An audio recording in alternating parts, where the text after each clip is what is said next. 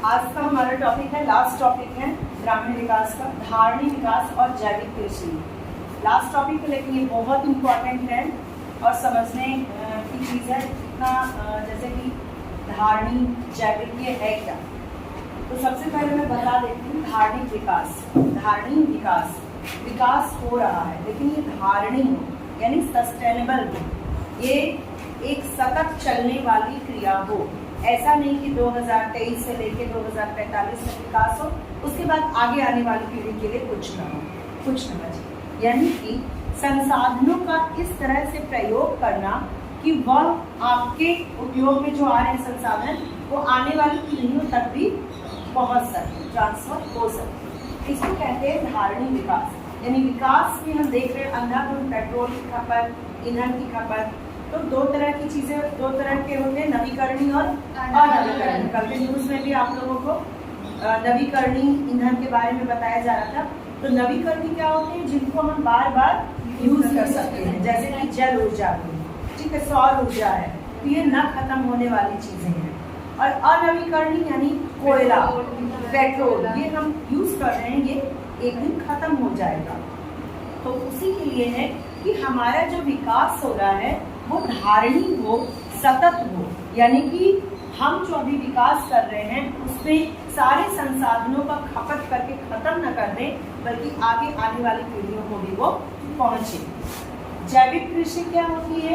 कृषि की जो हानिकारक रसायन का यूज हो रहा है, कीटनाशक का यूज हो रहा है, खाद का यूज हो रहा है, ये जो है रसायन का यूज, इसकी जगह पे हम जैविक कृषि करें।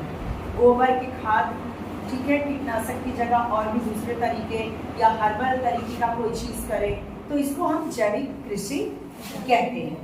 अब आते हैं, इसको पढ़ते हैं क्या लिखा है। रासायनिक उर्वरक कीटनाशकों के हमारे स्वास्थ्य पर हो रहे हैं हानिकारक प्रभाव। कहीं ना कहीं केमिकल का प्रभाव हमारे शरीर पे खराब ही होता है, और हमारे शरीर पे ही नहीं, पर्यावरण पर भी। जो कीटनाशक हानिकारक छिड़के जाते हैं, आप कहीं ना जाओ, आप घर में जो ऑल आउट लगाते हो उसकी बात करते हैं। क्या आपको लगता है मच्छर जिससे मर रहे हैं उस पर आपके शरीर पे जरा भी कुप्रभाव नहीं होगा? होगा ना, ठीक है। भले ही हम उससे मर नहीं रहे हैं, लेकिन वो स्लो पॉइजन है जो हमारे शरीर पे कहीं न कहीं कुप्रभाव डाल रहा है। या फिर हम किसी भी केमिकल का यूज करते हैं, जब प्लास्टिक बंद उत्पादों का या प्लास्टिक पे गर्म करके चीजों का, तो इसका कहीं न कहीं कुप्रभाव हमारे शरीर पे है। क्यों? क्योंकि हमारा शरीर नेचुरल है, मैनमेड तो नहीं है, और ये चीजें ऐसी हैं जिसको पचाना हमारे शरीर के लिए मुश्किल हो जाता है। ठीक, तो इस विषय में जागरूकता का प्रसार हुआ है। भारत में परंपरागत कृषि पूरी तरह से रासायनिक उर्वरक, विष, जन्य कीटनाशकों पर आधारित है। अब कीटनाशक आप डालोगे अगर पौधे पे, मान लो बैगन की सब्जी, बैगन में कीड़े पड़ते हैं, बैगन का जो खेती है उसमें हमने कीटनाशक डाला। अब जब बैगन को अच्छे से धोगी फिर भी वो कीटनाशक नहीं निकलता है, क्योंकि उसी कीटनाशक के साथ वो ग्रो किया है, उसके स्किन के ऊपरी लेयर में कीटनाशक मौजूद है, ठीक। और अगर स्किन निकाल देते हैं तो हमें पोषण भी नहीं मिलेगा। यानी पोषण और विष एक साथ हो जा रहे हैं, हमारे लिए बड़ी विडंबना हो जाती है, ठीक है। हमारी खाद्य पूर्ति व जल स्रोतों में निस्सरित हो जाते हैं और हमारे पशुधन को हानि पहुंचाते हैं। पशुधन को कैसे? गाय भैंस चल रहे हैं, बकरियां चल रही हैं, प्लास्टिक पड़ा हुआ है उसको खा जा रही हैं, और अगर खेतों में जा रही है, खेतों के चारा खा रही है तो उसमें कीटनाशक पड़े हुए हैं, हमने धो के तो दे नहीं पाएंगे, खेतों से काटा हमने दे दिया। साथ ही इनके कारण मृदा की उर्वरकता भी क्षीण होती जा रही है, हमारे प्राकृतिक पर्यावरण का विनाश होता जा रहा है, ठीक है। मिट्टी भी उपजाऊ नहीं बल्कि बंजर होती जा रही है। जितना ज्यादा रासायनिक खाद लगाया जाता है तो मिट्टी क्या होती है, वो बंजर हो जाती है। अतः विकास की धारणीयता के लिए पर्यावरण मित्र प्रौद्योगिकी विकास के प्रयास अनिवार्य हो गए। ऐसी एक प्रौद्योगिकी को जैविक कृषि कहा जाता है, ठीक है। संक्षेप में जैविक कृषि खेती करने की वह पद्धति है जो पर्यावरणीय संतुलन को पुनः स्थापित करके उसका संरक्षण और संवर्धन करती है। यानी पर्यावरण का बचाना, पर्यावरण को बचाती है और उसका संवर्धन भी करती है और उसको विकसित भी करती है। विश्व भर में सुरक्षित आहार की पूर्ति बढ़ाने के लिए जैविक विधा से उत्पादित खाद्य पदार्थों की मांग में वृद्धि हुई है। मतलब गोबर की खाद हो, उसमें कोई कीटनाशक न हो। जैसे हम लोग अगर छोटा सा गार्डन अपनी छत पे लगाते हैं तो उसमें कोई यूरिया नहीं डालते हम लोग, और न ही कीटनाशक रसायन का डालते हैं, गोबर की खाद डालते हैं, सिंपल, ठीक है। उससे जो पानी पी लो, क्या हुआ इसमें? बाहर जाना चाहो तो चली जाओ, पानी पियो। पानी है किस पास? दे लो, पानी है, दे रही हूँ, ठीक है, पी लो, मिल गया। अब आ जाओ यहाँ पे। तो हम लोग जो किचन गार्डन बनाते हैं या रूफ गार्डन बनाते हैं, वहाँ पे हम लोग गोबर की खाद का इस्तेमाल करते हैं। तो उससे जो चीजें होती हैं वो हमारे शरीर को हानि नहीं पहुंचाती हैं। तो इसी को जैविक कृषि कहते हैं। जैविक कृषि के लाभ फिर से हम लोग पढ़ लेते हैं। कृषि महंगे आगतों, संकर बीजों, रासायनिक उर्वरक, कीटनाशकों के स्थान पे स्थानीय रूप से बने जैविक आगतों, आगत का मतलब इनपुट्स, जो चीजें लग रही हैं, आगत और निर्गत जो चीजें हुई, जैसे कि बैगन की बात हमने की, बैगन की हम खेती कर रहे हैं तो बैगन के लिए बैगन के बीज चाहिए, कुछ खाद चाहिए, जमीन चाहिए, ये सारी चीजें, सिंचाई चाहिए। तो ये क्या है? आगत है, यानी कि इनपुट्स हैं। और आउटपुट क्या निकला? बैगन। ठीक, हाँ, ये आगत सस्ते रहते हैं और इसी कारण इन पर निवेश से प्रतिफल अधिक मिलता है। विश्व बाजारों में जैविक कृषि उत्पादों की बढ़ती हुई मांग के कारण इनके निर्यात से भी अच्छी आय हो सकती है। अनेक देशों में हुए अध्ययनों से सिद्ध हुआ है रासायनिक आगतों से उत्पादित खाद्य की तुलना में जैविक विधि से उत्पादित भोज्य पदार्थों में पोषक तत्व भी अधिक होते हैं। पोषक तत्व तो अधिक होते हैं, लेकिन फिर भी इन रसायन का प्रयोग क्यों कर रहे हैं, उपयोग क्यों कर रहे हैं पता है? क्योंकि उससे रैपिडली कोई चीज जल्दी होता है। जो बैगन आपका 15 दिन में तैयार हो जाएगा, वो जैविक खाद से, गोबर खाद से 1 महीना लग सकता है। तो लोगों को यहाँ जल्दी जल्दी उत्पादन करना है, जल्दी जल्दी पैसा कमाना है, ठीक है? तो इस वजह से रसायन का यूज करते हैं। कोई भी किसी भी चीज में देख लो, अगर आप एक फेस क्रीम भी यूज कर रहे हो, उसमें जितना ज्यादा केमिकल रहेगा, रसायन रहेगा, वो उतना क्विक आपको रिजल्ट देता है, एकदम से आप ठीक है। और वही चीज नेचुरल अगर करोगे तो कुछ महीने लगते हैं, या फिर आपका कलर तो नहीं बदलता है ना। तो कुछ चीजें हैं जो हम अगर नेचुरल तरीके से करें तो वो स्लो होती है, ठीक है, लेकिन पोषक तत्व उससे अधिक हो जाते हैं। जैविक कृषि हमें अधिक स्वास्थ्यकारक भोजन उपलब्ध कराती है। जैविक कृषि में श्रम आगतों का प्रयोग परंपरागत कृषि की अपेक्षा अधिक होता है। भारत जैसे देश में अधिक आकर्षक होगा, क्योंकि जैविक खेती के लिए श्रम ज्यादा चाहिए, मजदूर ज्यादा चाहिए, मशीन उसमें नहीं लगते हैं। भाई गोबर है, गोबर को ले आओ, उसको खाद के रूप में डालो, उसमें कौन सा मशीन लगेगा? अतः ये उत्पाद विषाक्त रसायनों से मुक्त तथा पर्यावरण की दृष्टि से धारणी विधियों द्वारा उत्पादित होते हैं। जैविक कृषि की लोकप्रियता के लिए नई विधियों का प्रयोग करने में किसानों की इच्छा शक्ति और जागरूकता आवश्यक है। जैविक कृषि संवर्धन के लिए उपयुक्त नीतियों के अभाव के साथ साथ उनके विपणन की समस्या पर भी ध्यान देने की आवश्यकता है। विपणन मतलब मार्केटिंग, यानी हमने जो उगाया वो मार्केट तक पहुंचे, और ये थोड़े महंगे होंगे क्योंकि ये टाइम टेकिंग है ना। ये सारी चीजें टाइम लेती हैं, श्रम लेती हैं।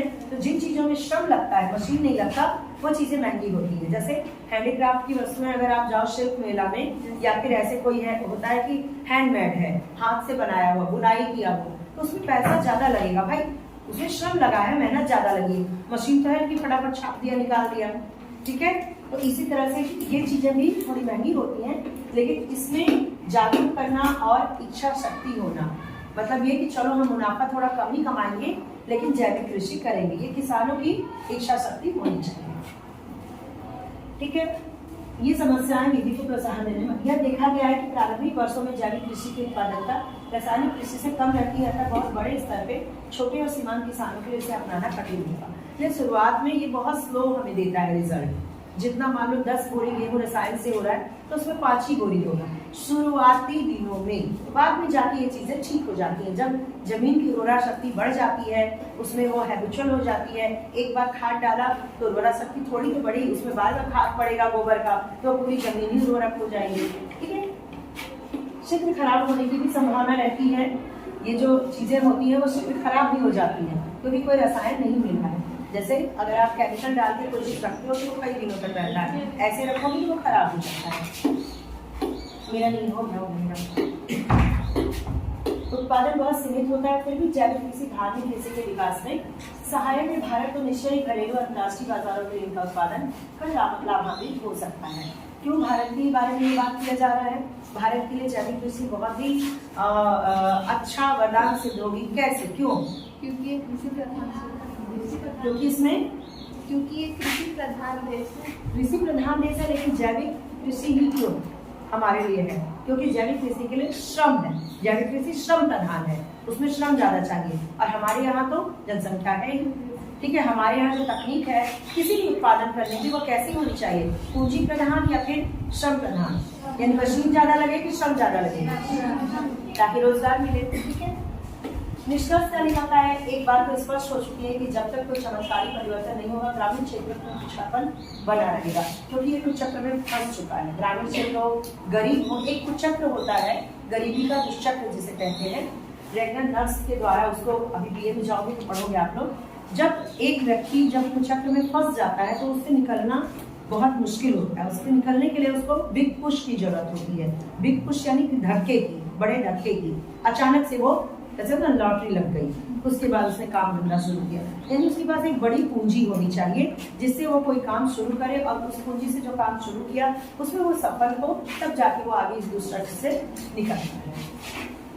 फिर एक नए किसान स्फूर्ति का संचार करना आवश्यक हो गया है। ये कार्य हो सकते हैं डेयरी उद्योग, मुर्गी पालन, मत्स्य पालन, फल सब्जी उत्पादन, ग्रामीण उत्पादन, केंद्र शहरी बाजारों के बीच संपर्क सूत्रों की रचना, ये सारी चीजें हमें एक साथ करनी होगी।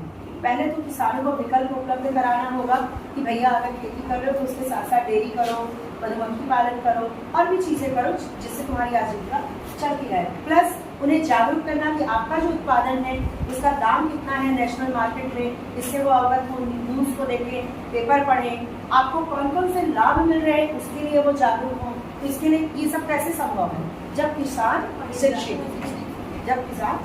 हो, अपने अधिकारों के प्रति, अपने कर्तव्यों के प्रति जागरूक।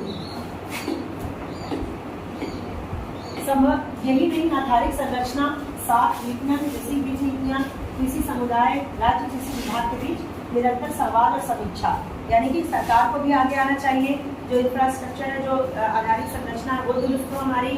किसान को अगर मान लो ट्यूबवेल नहीं है, कैसे अंडरग्राउंड वाटर खींचा जाए, कैसे क्या किया जाए, ये सारी चीजें। विपणन के लिए मंडियों का निर्माण, वहाँ बिचौलियों को हटाना, सारे रेट्स जो है एमएसपी को बढ़ाना, सारे रेट्स को डिस्प्ले करना कि हाँ ये रेट्स हमारे इस इलाके में चलेंगे, ये सारी चीजें जरूरी है। अब इन सब के चक्कर में पर्यावरण को नहीं भूल सकते। पर्यावरण और ग्रामीण विकास को पृथक दूसरे मानकर व्यवहार नहीं कर सकते हैं। ठीक है, अगर आपको विकास चाहिए तो आप पर्यावरण को नहीं नकार सकते, जो कि हम नकार रहे हैं लगातार। हम विकास तो कर रहे हैं लेकिन उसके पीछे पर्यावरण हमारा दूषित हो रहा है और बर्बाद हो रहा है, और पर्यावरण जब बर्बाद होता है तो वो रिटर्न में हमें कुछ गिफ्ट देता है। ठीक है, हमने कहा 4 लेन का रोड बनाना है, हमें जाने आने में सुविधा। ठीक है, हमारी जितनी गाड़ियां चल सके, 4 लेन का रोड हमने बनाया, और छूट हमने एक तरह से इनडायरेक्टली छूट दे, जितनी गाड़ियां चल सकती हैं। ये गाड़ियां चल रही हैं, पेट्रोल की खपत हो रही है, प्रदूषण हो रहा है। ठीक है, प्लस ये 4 लेन 6 लेन बनाने में पेड़ कितने कट रहे हैं। एक पेड़ 25 साल में पूरा तैयार हो रहा है, बड़ा पेड़ अगर देखा जाए उसका बरगद का पूरा तैयार हुआ है, और फिर उसे हम काट दे रहे हैं एक दिन में मशीन के द्वारा। पेड़ एक तरफ काट रहे हैं, दूसरी तरफ हम प्रदूषण बढ़ा रहे हैं। तो ये जो विकास हम कर रहे हैं, अरे वाह हमारे यहाँ तो इतनी अच्छी रोड है, चमचमाती रोड, बड़े बड़े बिल्डिंग्स हैं, फैक्ट्रियों पे फैक्ट्रियाँ हैं, लेकिन इनकी जो अपशिष्ट हैं, इनके जो कचरे हैं, वो अवशोषित कौन करेगा? पर्यावरण ही नहीं कर सकता है। पेड़ पौधे, हम कहते हैं पेड़ कार्बन डाइऑक्साइड जहरीली गैसें अवशोषित करते हैं, हमें ऑक्सीजन देते हैं, इनको हमने काट दिया, तो नदियों को हमने प्रदूषित कर दिया, फैक्ट्रियों पे फैक्ट्रियाँ बना दी, तो हमारा पानी प्रदूषित, हमारा एयर प्रदूषित, हवा प्रदूषित, हमारी मृदा प्रदूषित। तो इसमें हम कहाँ तक विकास कर पाएंगे? नहीं कर सकते। अब रिटर्न में हमें क्या मिलता है? माल्थस का नियम जनसंख्या का, कि जो प्रकृति की टेबल है, जनसंख्या अलग बढ़ रही है, तो माल्थस ने कहा कि प्रकृति की जो टेबल है, डाइनिंग टेबल, उसमें उतने ही लोग आएंगे जितने खाना खा सके, जो एक्स्ट्रा होते हैं वो अपने आप मर जाते हैं भूखे। प्रकृति की टेबल, जैसे डाइनिंग टेबल मेरे यहाँ हमने आपको इनवाइट किया और आप सबकी सब आ गए इकट्ठे एक साथ, तो जितनी लड़कियों को मिला 6 सीटर है, 6 सीटर मान लो 12 लड़कियाँ खड़े होके खा गई, बाकी तो भूखी रह जाएंगी। वही प्रकृति का टेबल की बात उसने की, और प्रकृति इसको रिटर्न में कैसे करती है? कोरोना, अर्थक्वेक, ठीक है, भूकंप, महामारियाँ जो एक से एक हो रही हैं, बाढ़ कितनी जगह आ रही है, जलजला हो जा रहा है, तो ये सब क्या है? रिटर्न है हमें, कि आप इतना ग्लोबल वार्मिंग बढ़ा रहे हैं। अब आप कहोगे ग्लोबल वार्मिंग की बात यहाँ कहाँ से आ गई? जब हम ग्लोबल वार्मिंग क्या होता है कोई बता सकता है? अभी बता दो, इसको थोड़ा सा खत्म करें। है, धार्मिक विकास पर अग्रसर होकर इन विकल्पों में से प्रत्येक ग्राम समुदाय अपनी स्थानीय परिस्थितियों के अनुरूप चयन कर सकता है। हमारा पहला काम सभी उपलब्ध विधियों में सर्वश्रेष्ठ की पहचान को उसे चुनना है, ठीक है, ताकि इस व्यवहारिक प्रशिक्षण प्रक्रिया को और जल्दी दी जा सके। यहाँ देखिए, अच्छा पुनरावर्तन, इसको फिर से आप लोग पढ़ लीजिएगा। धारणीय विकास क्या होता है, एक बॉक्स के बारे में यहाँ कुछ बताया जाए।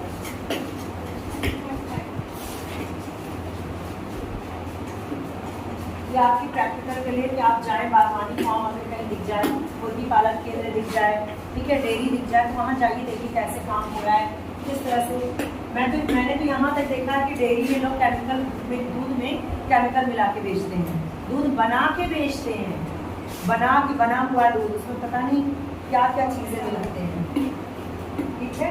और महाराष्ट्र में जैविक खेती से उत्पादित कपास, इसको हम लोग पढ़ लेते हैं किस तरह से। कल एक आप लोग को भेजा था मैंने, वो करके पेपर में, हाँ, तो वो उनको याद रखिएगा। देखिए उन्होंने किस तरह से कपास की खेती की। मैं ये सब आपको इसलिए बताती हूँ बेटा कि पढ़ाई, हाँ सॉरी मशरूम, तो मैं इसलिए आपको बताती हूँ ताकि इस तरह की चीज़ों से आप प्रभावित हो। शायद वो BA MA न की हो, शायद वो ना की हो, पढ़ी लिखी ना हो या थोड़ा पढ़ी लिखी हो, लेकिन उसने ये धंधा शुरू किया और बड़े सही विचार से शुरू किया कि कैसे इसको किया जाए। अपने सोचो तखत के नीचे उसने मशरूम उगाया 1 किलो और वहाँ से शुरुआत की।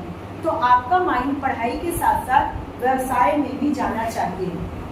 कई स्कूलों में व्यावसायिक शिक्षा दी जाती है, ठीक है। आपके माइंड में ये हो कि ये काम हम कर सकते हैं, नौकरी करना या फिर ये बनना एक अलग है, ऑप्शन के तौर पे आप जिसमें आपकी रुचि है। जैसे ये देखो जैविक खेती मैंने बताया, तो आप कुछ ऐसा धीरे धीरे करें।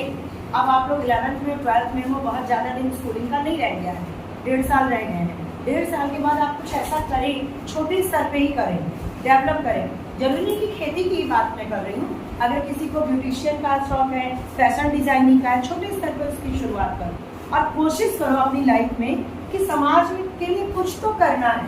मतलब आप इतने काबिल बनो कि आपसे कुछ और भी महिलाएं या पुरुष या कोई भी रोजगार पाए। आप इतने काबिल बनो कि आप रोजगार देने वाले बन सको, ठीक है। तो ये इससे मैंने भेजा उसे कि इस तरह की चीज़ें भी होती हैं। अब देखो 95 में प्रकृति नामक गैर सरकारी संगठन, ठीक है, NGO कहते हैं, गैर सरकारी संगठन, नॉन गवर्नमेंट ऑर्गेनाइजेशन। NGO सुना है ना? लेकिन NGO का फुल फॉर्म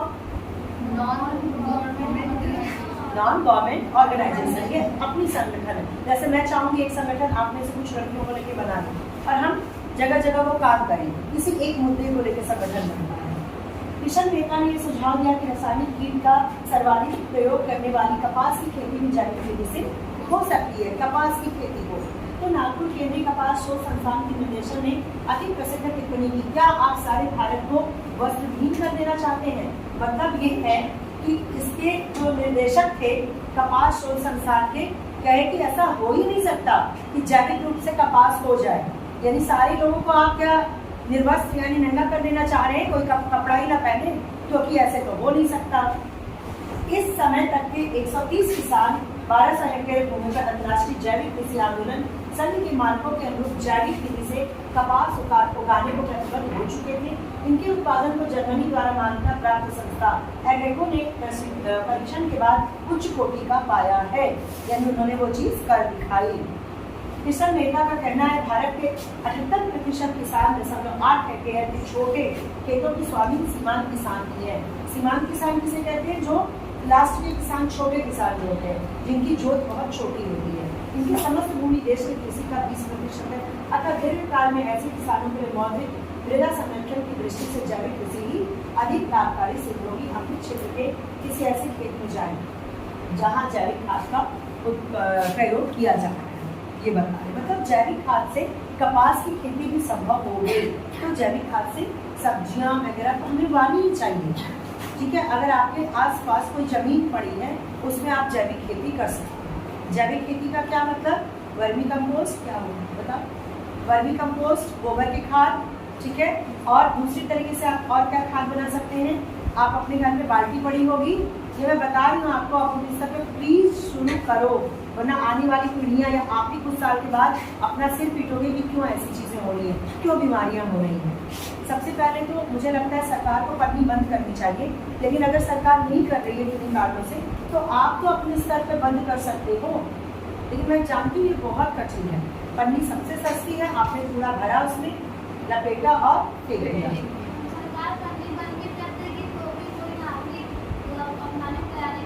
नहीं, तैयार कैसे नहीं होगा अगर सरकार सप्लाई, आपको मैं बताऊं, पहाड़ों पे रुड़की में मैं थी, तो रुड़की हरिद्वार वहाँ पे पन्नी बंद है। जब आप फ्रूट्स लेने जाओगे या तो अपना थैला लेके जाओ, मुझे नहीं मालूम था क्योंकि मैं यहाँ इलाहाबाद से गई थी, मुझे नहीं था इसी साल। मैं गई, मैंने कहा कि हाँ यही चीज़ें दे दो, तो डिग्गी में रखना था स्कूटी के, तो उसने पेपर वाले लिफाफे में मुझे केले दिए, तो लेते ही फट गया लिफाफा।